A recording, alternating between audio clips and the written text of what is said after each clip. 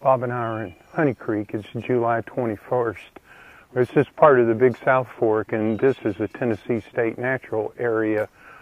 This area is known for its incredible cliffs and beauty, and what we're hoping you'll hear in the background is the beautiful voice of the wood thrush. This is a poster bird for neotropical migrants, and this is for July, a cool, wet morning, and the wood thrush, not surprisingly, is singing a little later into the day. We hope we'll hear it all morning. What a wood thrush needs is an unbroken forest. It needs a certain acreage. There's just recently a paper released on the decline of the wood thrush, and it's just what you would think. And this is just one bird that gives us some insight into a lot of the problems of neotropical. As pieces of forest become dissected, become broken into many parts, those birds, particularly neotropical migrants that need unbroken forest, they no longer find as many suitable habitats. So over and over we have people telling us, oh, we used to hear wood thrushes, and then, more houses went in and they moved on. So that's one of the values of having these natural areas, is its unbroken forest for wood thrushes. That also greatly reduces parasitism from cowbirds. Cowbirds don't come into this kind of beautiful unbroken forest.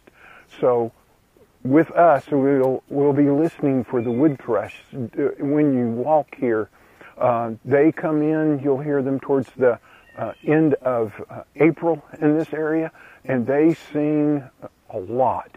I hear them at my house every day, and they are singing every time it rains and at dawn and dusk. So listen for the beautiful wood thrush, but think about the role of unbroken forest and why we need to protect areas in order to maintain our biodiversity.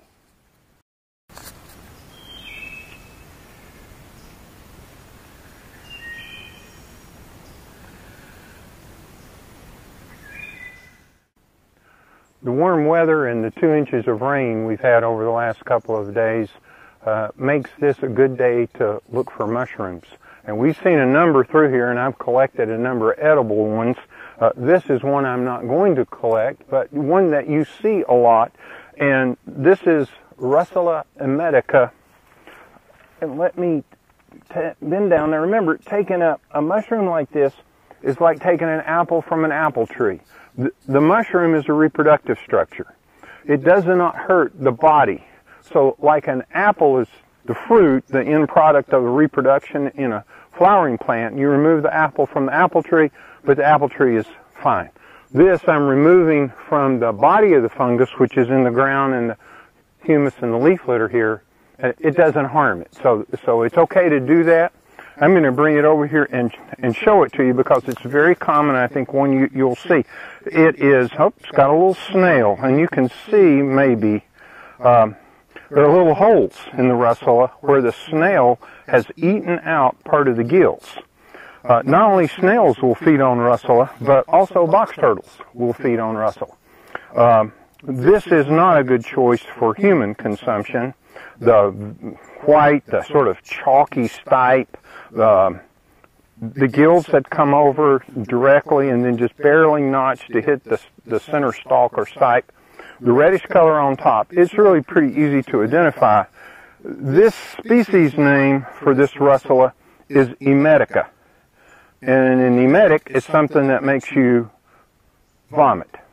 So if you want to induce vomiting, this is your mushroom. But generally not a good one to include with your casseroles unless you've got it in for your relatives. It does sort of show, though, that, we can't eat it, but turtles can eat it. Box turtles can eat it. Snails can eat it. It just depends, can you handle the enzyme that is in here, probably to deter things eating it. Some animals can handle it and some can't. So if we nibbled a bit of it, we'd be sick and we'd never eat it again. On the other hand, some things have evolved to where they can handle the relatively mild poison.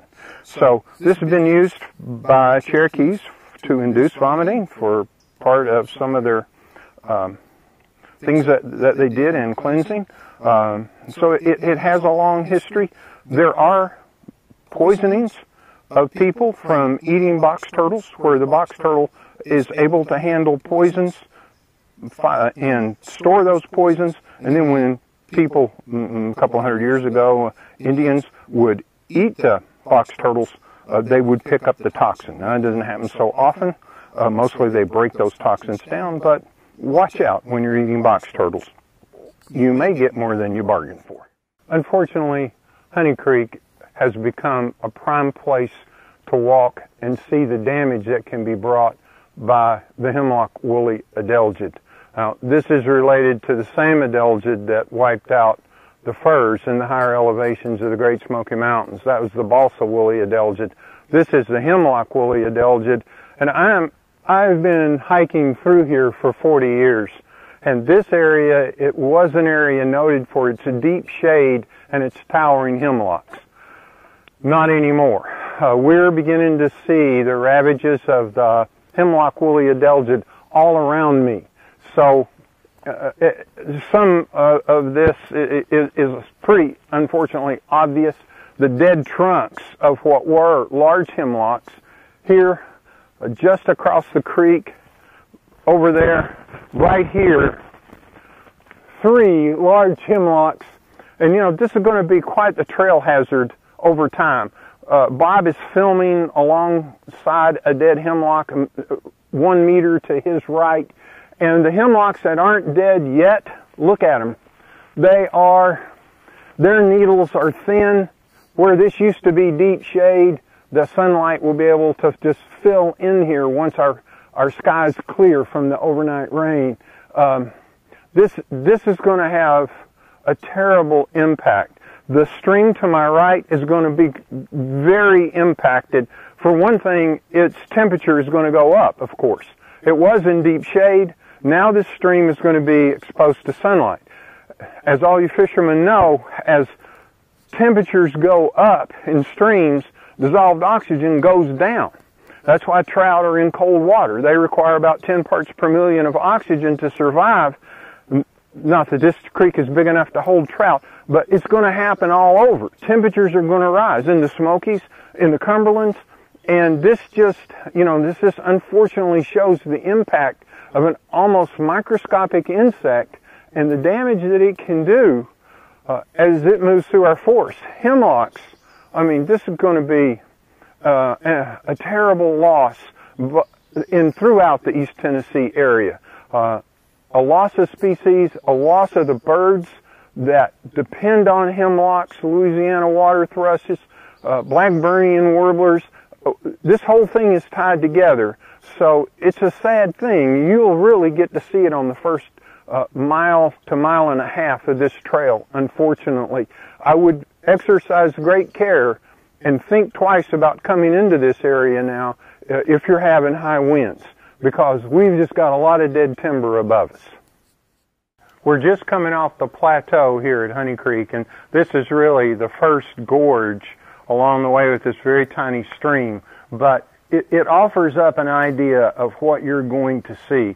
What Honey Creek has to offer, among other things, are these beautiful cliffs and rock houses that were formed by water erosion. So what we have is an ancient peneplain, the Cumberland Plateau, or even the Appalachian Plateau, that has been in place for millions of years. And the streams here have had millions of years, in some cases maybe less, to cut down through the Pennsylvanian sandstone that caps most of this plateau. Those are the areas that are so unique in the Cumberlands. So in the Smokies, you kind of want to go to high elevations because that's unique. In the Cumberlands, you want the gulfs. You want to get down in the creeks that take you through these eroded areas. And this is a spectacular one. There's a rare club moss just right up here. Biodiversity, remember, that arc starting in the Smokies and going across to where we are now in the Cumberlands may be the highest biodiversity of any temperate, now not tropic, but temperate zone in the world. So here we are, and this is one of the reasons why. a unique habitat filled with many, many microhabitats, really leading to high species diversity. So this is your first taste of it. It's only going to get better. We're on the first leg of the Honey Creek hike. We probably aren't even a mile in yet, and we've come to one of the most impressive rock houses in the Cumberland Mountains. And I just want to give you some idea of the size and beauty of this. I don't think I've ever been able to pass this spot without sitting and having a snack and some water and just taking in the ambiance of being in the midst of 100-foot cliffs and rocks that have fallen from the top, like this huge one right in front of me, where you can see right where it pieced up there, maybe, I hope, 1 million years ago. And there are unique plants across through here and things that you're used to, striped maple. Always we seem to pick up hollies underneath here. It's just a wonderful place to come and to see a unique feature in this landscape. So one of the really cool things about a Honey Creek hike any time of the year is the geology part of this. The Pennsylvania sandstone that caps this ridge up here, and then the slow water erosion that has left these incredible cliffs. With their beautiful colors in here, I'm getting nice reds. This is just a spectacular place to spend the day. Another magnificent piece of cliffside trail. This just goes on and on. This morning it's wet enough that the wall above me here is damp, and that's bringing out the red coloration. You might pick it up too on the streaks where the sort of paint pots are leaking iron oxides down the side of this cliff. And it looks like somebody's taken red paint and come over it. Just part of the incredible beauty this morning. The sun's spotting in.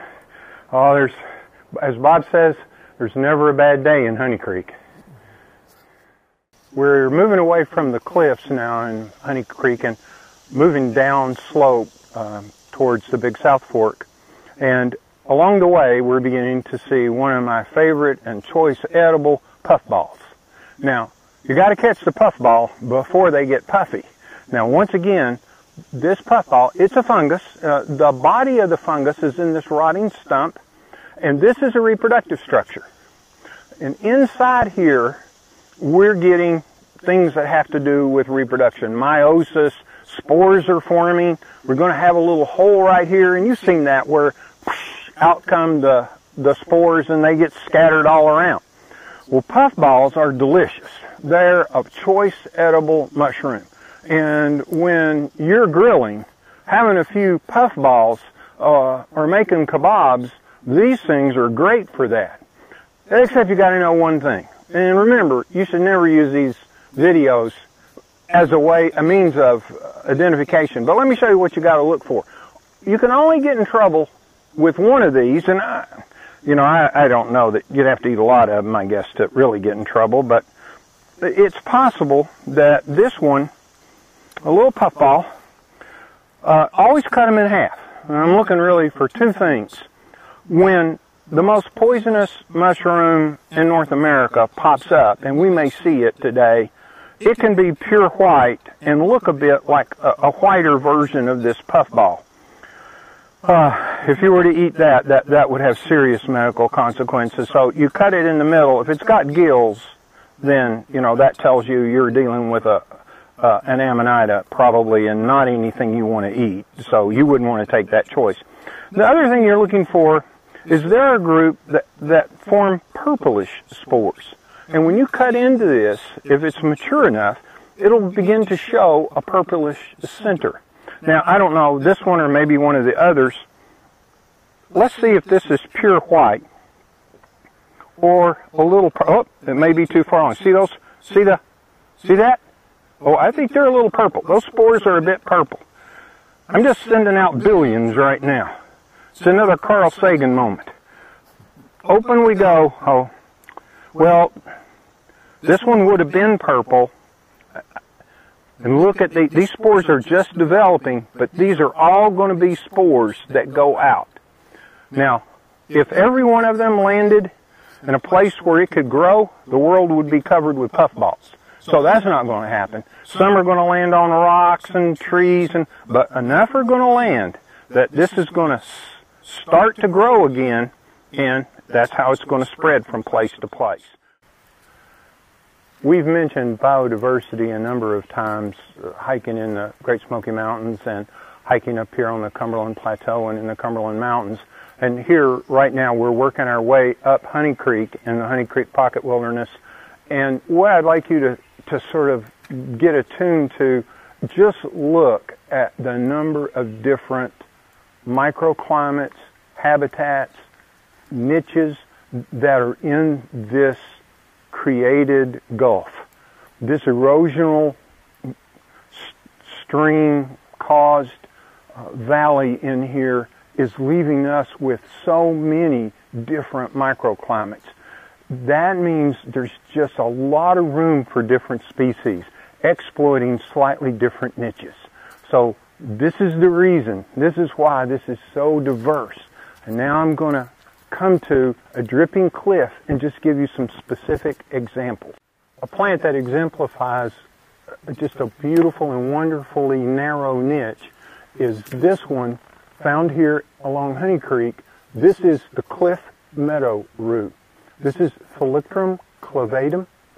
You're familiar probably with rue anemone, maybe the different other species, early meadow rue and one tall meadow rue. Well, this is the cliff meadow rue. And it grows in these sort of dripping sandstone cliffs along the edges of the cliffs as they jut out or at the base. And, you know, what a narrow niche, what a narrow place to live. But in this area, you want to be alert for them. These are out of bloom. They don't have any petals, but they have white stamens with dilated filaments that really give a delicate, lacy look. You know, this can't be disturbed. And we're hoping that the hemlock death, which we don't have a lot right in here, will probably, change this microclimate, and maybe these will disappear from some places. But this looks pretty protected in here. And this is why we have great species diversity. Lots of different places for plants to grow, lots of different habitats, creating lots and lots of niches. I want to direct your attention to this deep green right in this dripping sandstone cliff. Now, this is a type of bryophyte, and those are our most primitive plants. Primitive just means they evolved long ago. It's not a reflection. So they have a lot of early plant evolutionary characters. These things are evolved from green algae. They're really barely out of the water. They're in this dripping cliff. They cannot get exposed to direct sunlight. They have no stomata, no way to close off the loss of water. And they carry out photosynthesis, though, just like, in most part, an oak tree. And they are colonizing this drippy, wet area, perfect for them. They're beautiful plants. They don't, they require water for fertilization. They can't transport. They have no phloem, no xylem. Everything moves by diffusion. But they are another example of a narrow niche plant utilizing this wet sandstone cliff. I'm standing in a spot where I can touch 3 different plants that exemplify the utilization of narrow niches, and we just sort of looked at these. Up above me is cliff meadow rue. Right here, just within a few inches of it, is a liverwort, and then just below it, right down here, is a wonderful mountain spleenwort. And this grows in the cracks and crevices of sandstone cliffs. So what a precise place to grow. It can't be too wet and it can't be too dry. It's got to be just right, and here it is. So these are delicate places. If you cut out this timber, if this gets opened up, the increased sunlight can change these microclimates, and these plants can disappear in a second. And that's why we need these wonderful areas like this Honey Creek Gorge.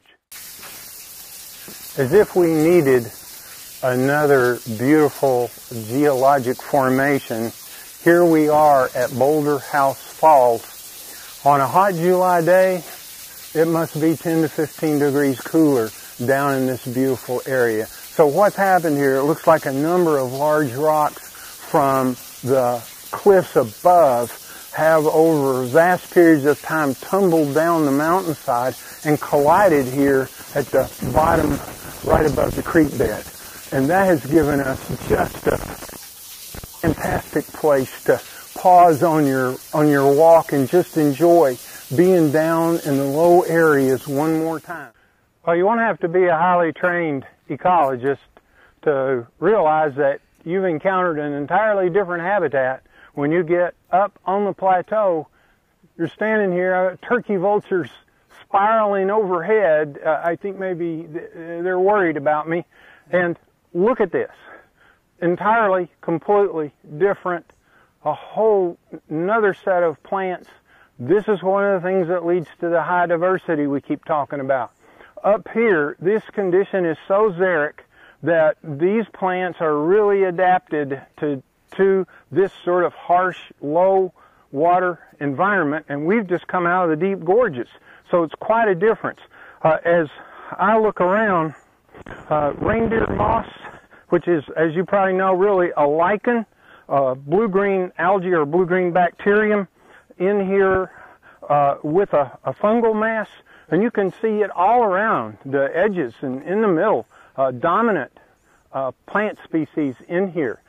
Also, box huckleberry in the genus Galesica, not a particularly good huckleberry, but in the edges, I mean, this is just a completely different environment with different species, and that's how you wind up with such great high biodiversity, so many different species, and word has it that hobbits have been seen in here. But we continue to be on the lookout for those.